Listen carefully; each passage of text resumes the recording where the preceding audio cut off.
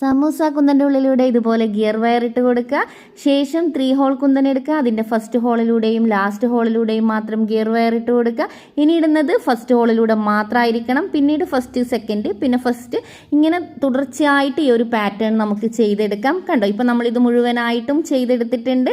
ഇനി നമുക്കിതിൻ്റെ എൻഡിൽ വീണ്ടും സമൂസ കുന്തനിട്ട് ഗിയർ ലോക്കിട്ട് നന്നായിട്ടൊന്ന് ലോക്ക് ചെയ്ത് കൊടുക്കുക കേട്ടോ. ശേഷം ഇതുപോലെ ഗുങ്കുരു എടുക്കാം. ഗുങ്കുരു നമുക്ക് കട്ടിംഗ് സ്പ്രിങ്ങിൻ്റെ ഉള്ളിലേക്ക് ഇട്ട് കൊടുക്കുക കേട്ടോ. 6 പീസാണ് ഇട്ട് കൊടുക്കേണ്ടത്. ശേഷം ലോക്ക് ചെയ്യുക. സെക്കൻഡ് കട്ടിംഗ് സ്പ്രിങ് എടുത്തിട്ട് അതിൻ്റെ ഒരു വശത്ത് 3ഉം മറ്റേ സൈഡിൽ 3ഉം ആയിട്ട് 6 എണ്ണം ഇട്ട് ലോക്ക് ചെയ്ത് കൊടുക്കുക. ഇതുപോലെ ഒരു ലെയറിൽ 11, 10, 9, 8, 7, 6, 1 എന്ന രീതിയിൽ 2 സൈഡിലേക്കും ചെയ്ത് കൊടുക്കുക. 11 വരുന്നത് സെൻറ്ററിൽ ഇട്ട് കൊടുക്കുക. 10, 9 അങ്ങനെ തുടർച്ചയായി 2 സൈഡിലേക്കും ഇട്ട് കൊടുക്കുക. നമ്മുടെ അടിപൊളി മാല തയ്യാറായിട്ടുണ്ട്.